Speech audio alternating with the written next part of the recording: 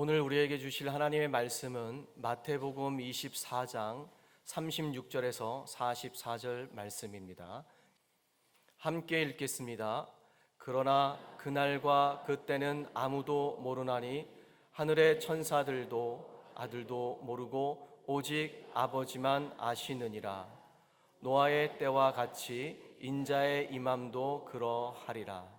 홍수 전에 노아가 방주에 들어가던 날까지 사람들이 먹고 마시고 장가들고 시집가고 있으면서 홍수가 나서 그를 다 멸하기까지 깨닫지 못하였으니 인자의 임함도 이와 같으리라.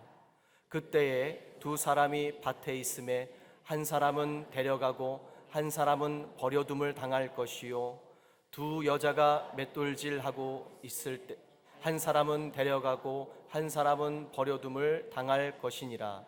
그러므로 깨어 있으라. 어느 날에 너희 주가 임할는지 너희가 알지 못함이니라.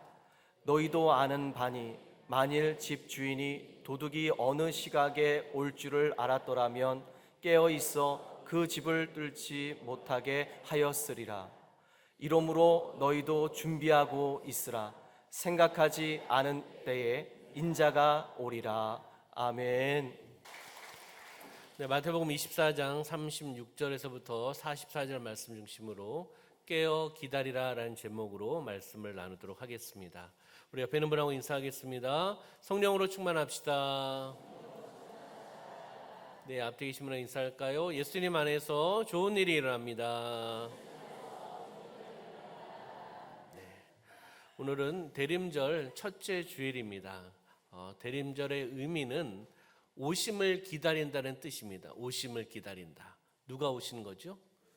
예수님이 다시 오심을 기다린다는 그런 의미죠. 예수 그리스도의 탄생, 첫 번째 오심과 그리고 다시 오심, 재림을 함께 기억하고 준비하는 기간이 바로 대림절 기간입니다. 기다림, 준비, 회심, 희망 이런 주제가 되어 있습니다. 기간은 성탄절 전 4주간의 기간입니다. 대림절의 첫 문을 여는 첫째 주일입니다. 우리에게 주시는 단어는 바로 기다림입니다. 기다림. 우리는 기다림의 영성이 있어야 될 줄 믿습니다. 오늘 본문 마태복음 24장 36절부터 44절의 말씀에 보면은 예수께서 제자들에게 마지막 때에 대한 말씀을 나누고 계십니다. 뭐라고요? 깨어 있으라는 거예요. 핵심 주제, 핵심 말씀은 깨어 있으라는 겁니다. 우리 사랑하는 성도님들 깨어 있으시기를 소망합니다. 아멘. 그러면 마태복음 24장 36절 말씀 보면은 그러나 그날과 그때는 아무도 모르다. 하늘의 천사들도 아들도 모르고 오직 누구만요? 아버지만 아신다라고 말씀을 하고 있습니다. 그래서 그날과 그때는 아무도 모른다는 거예요. 이것은 무엇을 의미하냐면 기다림에 대한 부분들을 이야기하는 거예요. 기다림의 본질에 대한 부분들을 이야기하고 있다는 것을 보게 됩니다. 불확실한 세상에 우리는 살아가고 있습니다. 그러나 이 불확실한 세상 속에서 주신 말씀이 있죠. 약속의 말씀이 있습니다. 분명한 약속이 있다는 거죠. 우리는 그 분명한 약속을 바라보고 기다리면 된다는 겁니다. 하나님은 우리로 하여금 준비된 삶을 살라는 겁니다. 어떤 시간대, 정확한 시간과 때를 우리에게 알려주시면 그때에 맞춰서 우리는 살아가겠죠. 그러나 이 때를 알지 못하기 때문에 우리는 매일매일 준비하면서 살아가는 거예요. 주님의 오심을 기다리는 그 준비를 통해서 영적으로 깨어있는 삶을 살아내야 될 줄 믿습니다. 바로 대림절의 기다림은 그 때를 묻지 않고 관계를 붙드는 기다림이에요. 주님과의 관계, 주님과의 관계를 통해서 깨어있는 삶을 살아내는 거죠. 바로 날짜를 측정하는 것이 아니라 바로 무엇을요? 오시는 분을 사랑하는 마음, 다시 오실 그분을 사랑하는 마음으로 기다리며 나가는 겁니다. 사랑하면 기다릴 수가 있습니다. 안 그렇습니까? 사랑하면 기다릴 수가 있어요. 남녀와의 관계 속에서도 사랑하면 기다릴까요? 못 기다릴까요? 안 기다리면 사랑하지 않는 거예요, 사실은요. 그렇잖아요. 저도 한참을 기다렸습니다. 왜요? 사랑하니까. 사랑하지 않고 미우면 안 기다렸겠죠. 눈이 내리고 바람이 불어도 기다렸습니다. 왜요? 사랑하니까. 남녀과의 관계 속에서도 사랑하면 기다리는데 주님 사랑하십니까? 주님 사랑하시면 우린 기다릴 줄 알아야 돼요. 그때가 언제인지는 알 수는 없지만 우리는 기다리면서 나가는 겁니다. 그것이 기다림의 영성이라고도 표현할 수 있겠죠. 우리 마태복음 24장 37절부터 39절 말씀 보면은 노아의 때에 대해서 나오고 있습니다. 노아의 때와 같이 인자의 임함도 이렇다라고 말씀하면서 홍수전에 노아가 방주에 들어갔던 날까지 사람들이 먹고 마시고 장가들고 시집갔다라고 말씀합니다. 그러면서 홍수가 나서 그들을 다 멸하기까지 어떻게 해요? 깨닫지 못하였다는 거죠. 그러면서 인자의 임함도 이와 같다라고 말씀하고 있는 것을 보게 됩니다. 두 번째 이야기는 노아의 때와 같이입니다. 이것은 무엇을 이야기하냐면 준비한 자가 있고 준비하지 않은 자가 있다는 거예요. 우리 사랑하는 성도님들은 준비한 자입니까? 준비하지 않고 살아가는 자입니까? 왜 대답이 이렇습니까? 준비를 할까 말까 그냥 이렇게 하고 계십니까? 준비하고 계시는 우리 사랑하는 성도님인 줄 믿습니다. 예수님은 마지막 때를 설명하시면서 노아 시대를 지금 언급을 하고 있는 겁니다. 사람들은 먹고 마시고 장가가고 시집갔습니다. 일상생활이죠. 그러나 중요한 것은 문제가 있다는 거죠. 그 일상이 하나님을 지워버렸다는 거예요. 그 일상에 사로잡혔기 때문에 하나님과의 관계를 하지 않는다는 거예요. 예전에 관계를 가졌지만 지금은 그 일상 때문에 하나님과 멀어진 관계 속에서 살아가고 있다는 것을 이야기하고 있는 겁니다. 사람들은 늘 하던 대로 살아가는 거죠. 어떻게 보면은 지금의 시대도 마찬가지 아니겠습니까? 우리 시대도 하던 대로 살아갑니다. 우리의 삶도 그렇다는 거죠. 우리의 삶 어떻습니까? 직장, 사업장, 그리고 사업, 자녀 문제, 건강 문제, 학업 문제 이런 걸 가지고 우리는 살아내고 있습니다. 바쁜 일상생활 속에서 반복적으로 우리는 살아가고 있습니다. 그렇지만은 바쁘게 일상을 살아가고 있지만 정작 영적인 것은 어떤가? 우리의 삶 가운데 바쁜 일상을 어떻게 보면 다람쥐 쳇바퀴 돌듯이 살아가고는 있지만 정작 영적인 것은 무뎌지진 않았는가?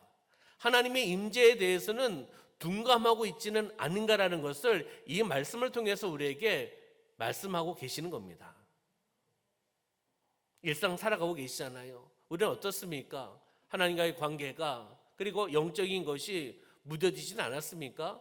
하나님의 임재함을 통해서 우리가 살아가야 되는데 하나님의 임재를 경험한 것이 생각이 나지 않습니까? 문제라는 겁니다, 이것이.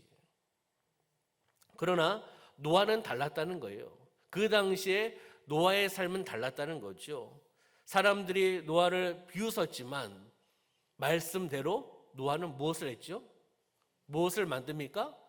방주를 만들어 가는 거예요. 세상 사람들이 비웃고 조롱하고 멸시하더라도 나는 하나님께서 주신 말씀을 통해서 나는 믿고 가는 겁니다. 뭘 하는 거죠? 준비하며 나가는 거죠. 다시 이야기하면 노아는 깨어 있었습니다. 세상 사람들은 자고 있었던 거예요. 일상생활을 하고 있지만 하나님과의 관계를 하지 않고 영적인 잠을 자고 있었지만 노아는 말씀대로 순종하면서 일상생활 속에서 그 일을 행하고 있었다는 겁니다. 준비하고 있었다는 거죠. 노아는 준비했고 세상 사람들은 준비하지 않았습니다. 그 차이는 뭡니까? 생명의 차이입니다. 생명을 갈랐다는 거예요. 그 차이가요. 우리는 깨어 있으시길 소망합니다. 하나님이 말씀하시면 그 말씀을 들어야 되고 그 말씀대로 살아야 되고 그 말씀이 응답받기를 기다리며 나가는 삶이 되셔야 된다는 겁니다. 주님은 오늘 우리에게 이렇게 물어보지 않으시겠습니까? 너는 어디에 서 있는가? 너는 어디에 서 있냐? 세상처럼 졸고 있는가? 아니면 노아처럼 준비하고 있는가라는 것을 우리에게 질문해 주고 계시는 겁니다. 바로 이 대림절은 내 인생에 있어서 그 방향성을 주어지는 거죠. 어떤 방향으로 내가 지어지고 있는가, 어떤 방향으로 내가 세워져 가고 있는가라는 것을 이 되림절을 통해서 내 자신에게 다시 한번 질문해 보고 그것에 대해 답을 하는 절기가 되시기를 소망합니다. 마태복음 24장 40절부터 41절 말씀 한번 읽어볼까요? 시작. 그때 두 사람이 밭에 있음에 한 사람은 데려가고 한 사람은 버려둠을 당할 것이요, 두 여자가 맷돌질을 하고 있음에 한 사람은 데려가고 한 사람은 버려둠을 당할 것이니라. 아멘. 한 사람은 데려감을 당하고 한 사람은 어떻게 해요? 버려둠을 당한다라고 말씀하고 있는 거죠. 여기서 말씀하고 있는 것은, 중요한 것은 자리가 아니라 상태라는 거예요. 마음의 상태를 이야기하고 있는 겁니다. 이 말씀은 종말론적인 두려움을 우리에게 주시는 말씀이 아닙니다. 이 말씀은 삶의 태도를 가르치시는 말씀이라는 거예요. 삶의 태도, 삶의 방향성을 이야기하고 있는 거죠. 두 사람이 같은 일을 하고 있습니다. 말씀에 두 사람이 같은 일을 하고 있죠. 두 여자가 같은 맷돌을 갈고 있습니다. 그러나 결과는 전혀 다르다는 거예요. 똑같은 일, 똑같은 장소에서 똑같은 일을 하고 있는데 결과가 다르다는 거죠. 그러면 그 이유가 있을 거 아니겠습니까? 그 드러나는 비밀이 있을 거 아니에요. 왜 그랬을까? 똑같은 일을 하고 있는데, 똑같은 장소에서 똑같은 일을 하고 있는데 왜 차이가 있고 왜 다를까? 이 드러나는 비밀이 있다는 거죠.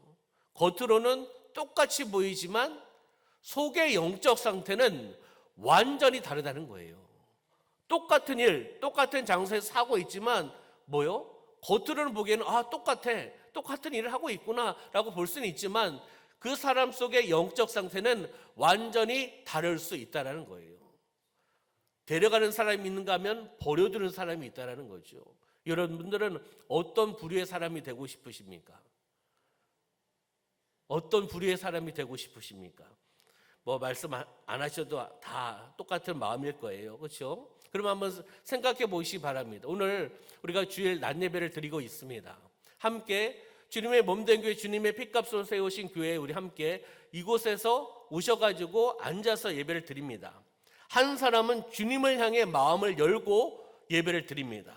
다른 한 사람은 마음의 문을 닫고 예배를 드립니다. 전혀 다른 거죠. 같은 장소입니다. 같은 예배예요. 벌써 마음의 상태, 자세가 다르다는 거죠.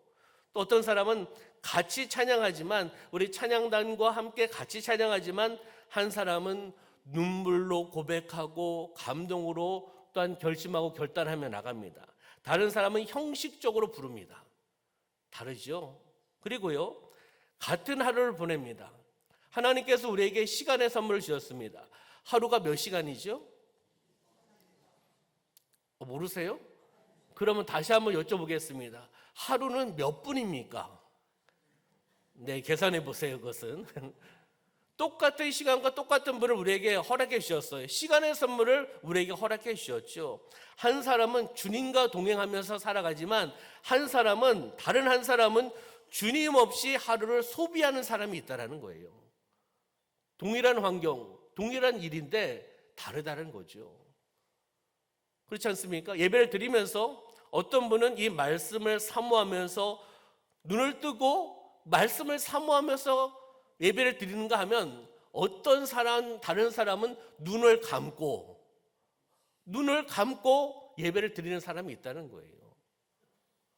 눈을 뜨시길 소망합니다. 깨어 있으셔야 돼요.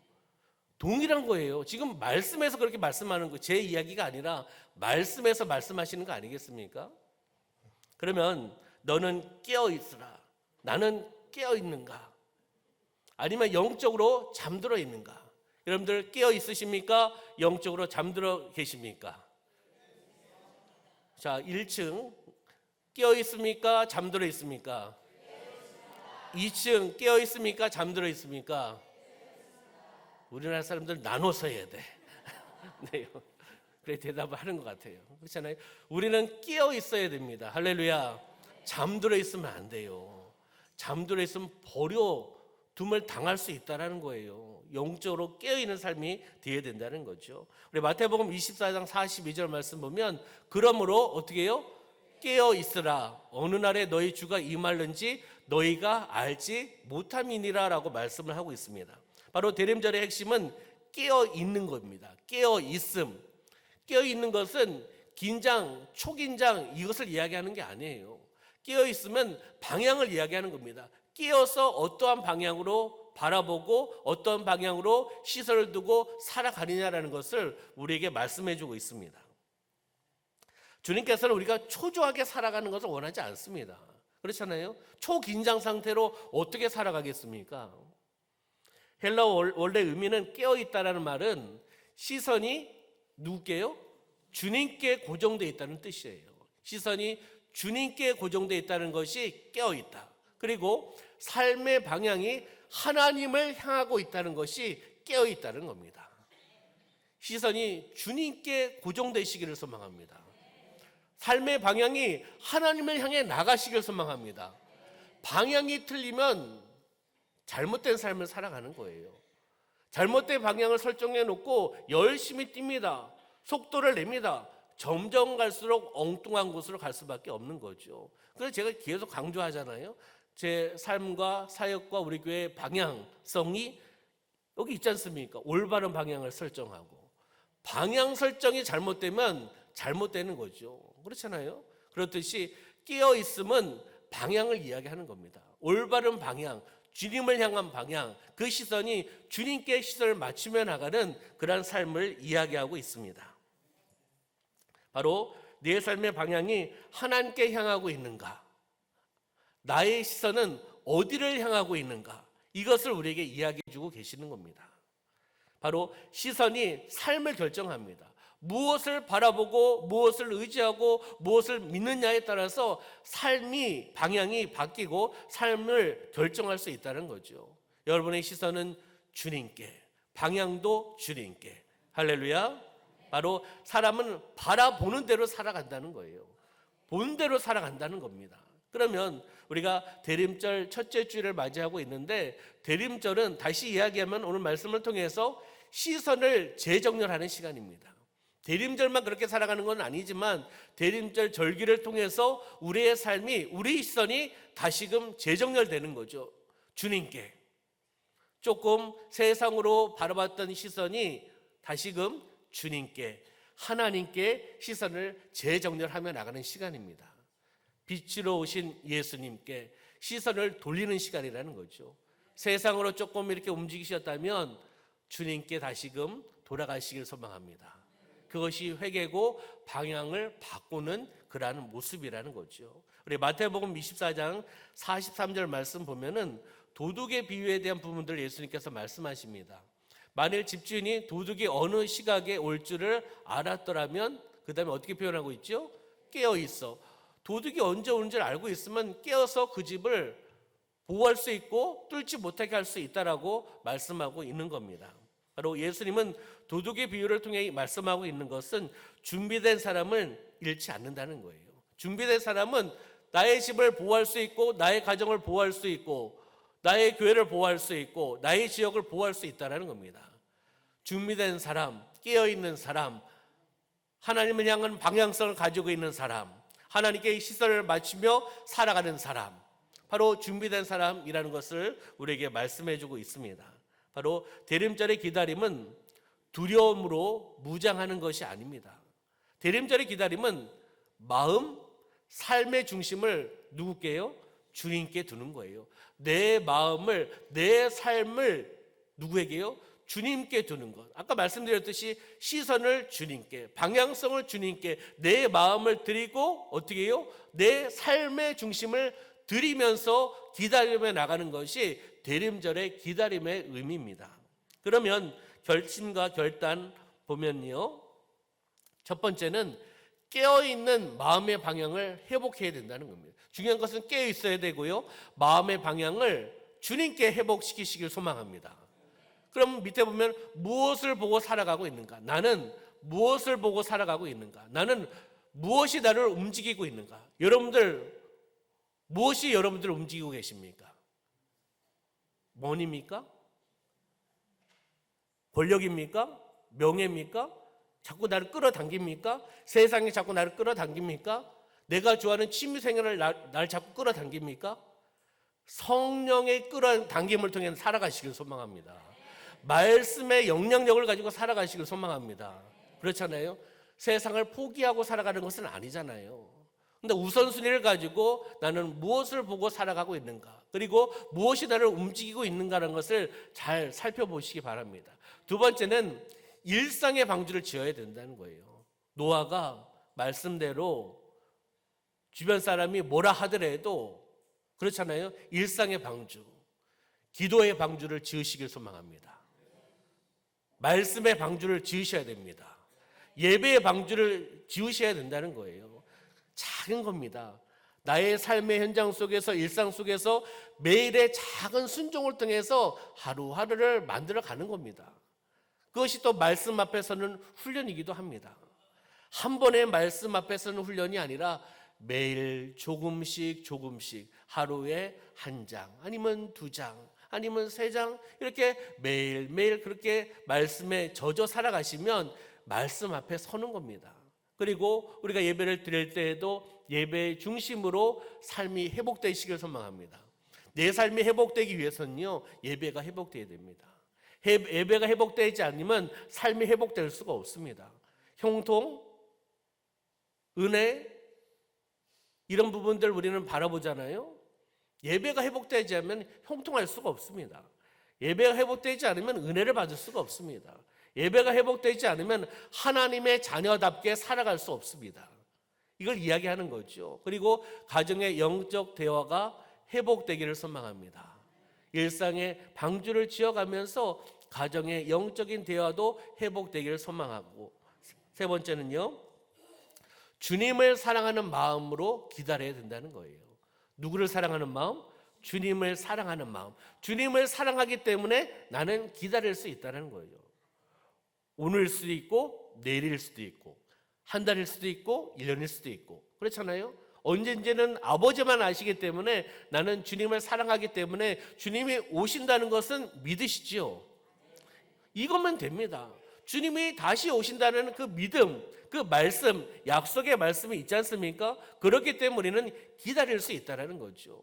주님이 언제 오시나 이 계산기를 두드리는 것이 아니라, 계산하는 것이 아니라 주님이 오신다는 사실 하나로 우리는 살아내시기를 주님의 이름으로 축원합니다.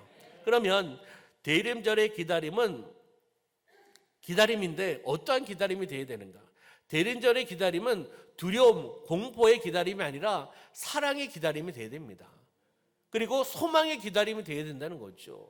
그리고 주님을 잃어버릴까 노심초사하는 그런 기다림이 아니라 주님을 더 알아가고 싶은, 주님과 더 가까워지는, 주님을 더 사모하는 사모함의 기다림이 되시기를 소망합니다.